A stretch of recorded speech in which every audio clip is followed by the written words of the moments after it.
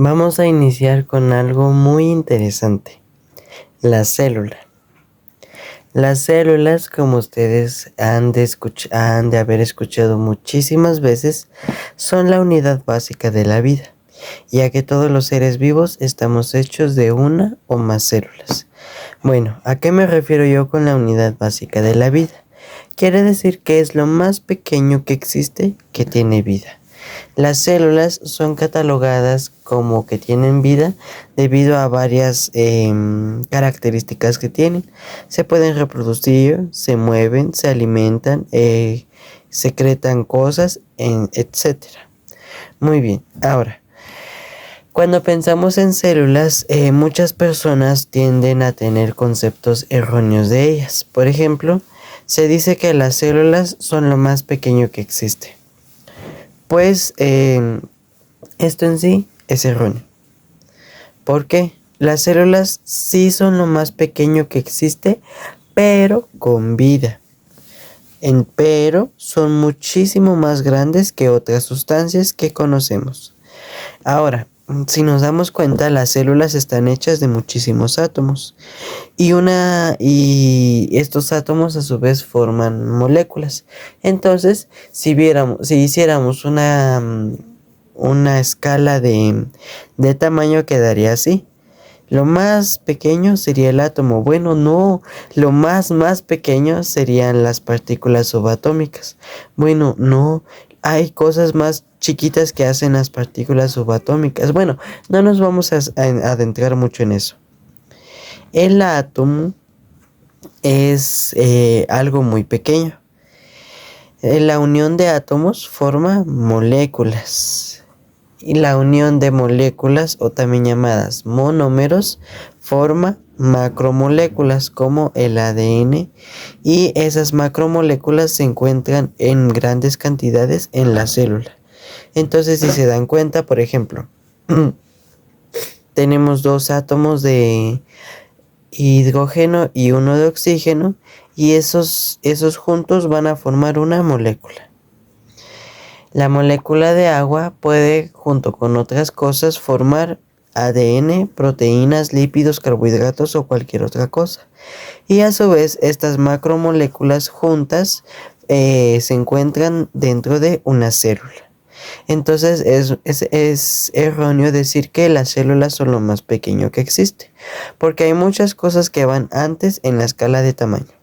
Muy bien, otro concepto erróneo es que todas las células son iguales.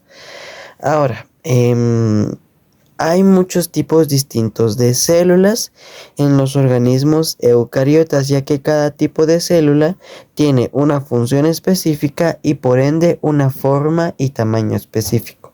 Ahora, cuando digo tipos de células no me refiero solamente a vegetales, animales, eucariotas, procariotas, las que todos conocemos. No. Me refiero más concretamente a las células bacterianas, a las células del cuerpo humano. Cuando hablamos de células del cuerpo humano, cabe resaltar que el cuerpo humano tiene alrededor de 44 tipos de células. Y ustedes pueden decir, no, pero ¿cuáles son esos tipos de células? Las primeras son las que se encuentran en el tejido epitelial, las que rodean a todo el cuerpo, las llamadas piel. Luego están las células, por ejemplo, los linfocitos, los neumocitos, que son un tipo de células que se encuentran en los pulmones. Entonces, si ustedes se dan cuenta, hay muchos tipos de células y ustedes no pueden comparar una célula que construye la piel con una célula de los glóbulos rojos. Eso no es posible.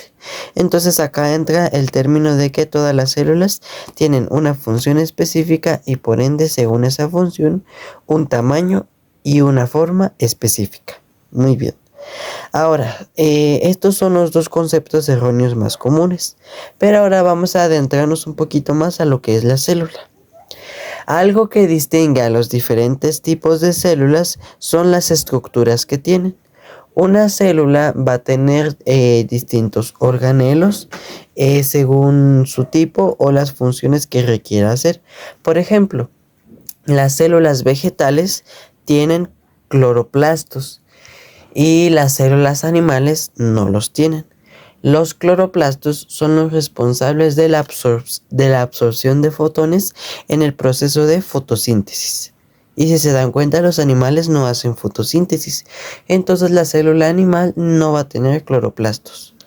Otra cosa es que la célula vegetal va a tener una vacuola más grande que la de la célula animal, porque si bien ambas células contienen vacuolas, la que necesita una vacuola más grande es la célula vegetal, porque las plantas dependen demasiado del agua. Si se dan cuenta, el agua, la luz y la tierra son los tres componentes fundamentales para que una planta pueda crecer bien.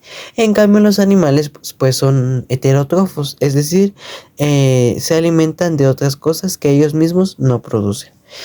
Pero para las plantas es muy importante el agua. Por eso la vacuola es más grande, porque puede almacenar más agua. Y otra cosa que caracteriza a las células vegetales de los animales es la presencia de una pared celular hecha de celulosa. Si ustedes se dan cuenta, los animales solo tienen una membrana plasmática, pero las plantas tienen su membrana plasmática rodeada de una pared celular hecha de celulosa. En el caso pues de los hongos, tienen una pared celular hecha de quitina. Muy bien, si ustedes se pueden dar cuenta, acá tenemos una flor. Esta flor pues va a tener millones de células en ella, pero las células del tallo, las que están específicamente ahí, y también las de los pétalos, van a tener células con una pared celular, con cloroplastos y con una vacuola más grande que las de la célula animal. Entonces acá nos damos cuenta que las células tienen bastantes diferencias entre sí con respecto a los organelos, y esa es la forma que tenemos de identificar a cada tipo de célula. También, por ejemplo, podemos hablar de las eucariotas y procariotas. Las eucariotas, su rasgo más notorio es que tienen un núcleo donde almacenan su información genética.